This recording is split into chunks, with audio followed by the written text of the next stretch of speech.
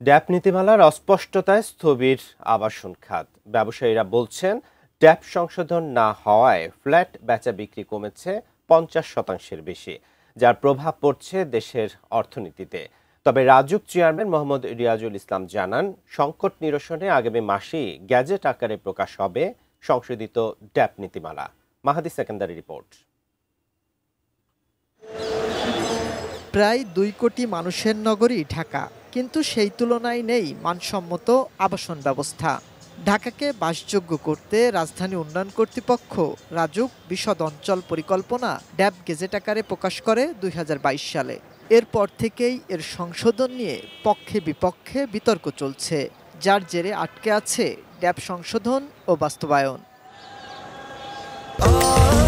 স্বাস্থ্যকর all time family cake, সব সময় অল টাইম হেলদি লাইফ। এমন বাস্তবতায় মন্দা সময় পার করছে দেশের আবাসন খাত। ১ বছরের ব্যবধানে ছোট ও মাঝারি ফ্ল্যাট বুকিং ও বিক্রি কমেছে ২৫%, আর ৫০% পর্যন্ত কমেছে বিলাসবহুল ফ্ল্যাটের বিক্রি। যেহেতু আমাদের বিনিয়োগ নাই, ওইভাবে আমরা প্রোডাক্টও রেডি করতে পারতেছি না, সেই ক্ষেত্রে আমাদের সেলও নাই। এই ড্যাবের জন্য ১০০%-এর থেকে ৩০%-এ চলে আসছে। রাজুক ড্যাব নীতিমালা এমনভাবে বাস্তবায়ন করুক সেটা যেন ব্যবসায়ীদের পক্ষে ব্যবসায়ী বান্ধব এবং জনগণমুখী হয়, যেন মানুষ এখানে যে অর্থনৈতিক সংকট আছে সেটা কেটে যায়। আবাসন ব্যবসায়ীদের সংগঠন রিহাব বলছে, এলাকাভেদে ফারের মান আলাদা হয়, ফ্ল্যাটের সংখ্যা কমে সংকট তৈরি হচ্ছে, যার জন্য দায়ী করা হচ্ছে ড্যাপের আইনকে। রাজুকে একটি বিশাল চক্র রয়েছে, সেই চক্রের কাছে কর্তৃপক্ষও যিনি, ভবনকে যদি উপরের দিকে উঠতে না দেন, এই ড্যাব করা মানে রিয়েল এস্টেট ব্যবসায়ীরা তো ধ্বংস। ডেফিনিটলি ড্যাবকে সংশোধন করতেই হবে।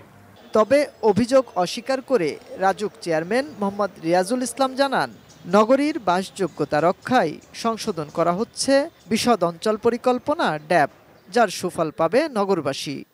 অলমোস্ট এই মাস বা আগামী মাসের ১ সপ্তাহ লাগবে না, আশা করি এর মধ্যে হয়ে যাবে। আমরা সবাইকে একটা সমন্বয়ের জায়গায় এনে মোটামুটিভাবে সবাই কিন্তু একমত হচ্ছে। কাজে এটা বললে হবে না যে আমাকে এটা দিচ্ছে না। বাস্তবতা হলো ওইখানে আমরা প্ল্যান দিতে পারবো, এটা তাকে আমার সিস্টেমেই দিচ্ছে না, আমার অনলাইনে ইসিবিএসই এটা অ্যালাউ করতেছে। রাজুক দুর্নীতি মুক্ত করতে তার প্রচেষ্টার কথাও তুলে ধরেন প্রতিষ্ঠানটির চেয়ারম্যান। দুর্নীতি আমি শেষ করতে পারবো না, বাট আমি কমায় আনবো। মাহাদি সেকেন্দার, এটিএন নিউজ, ঢাকা।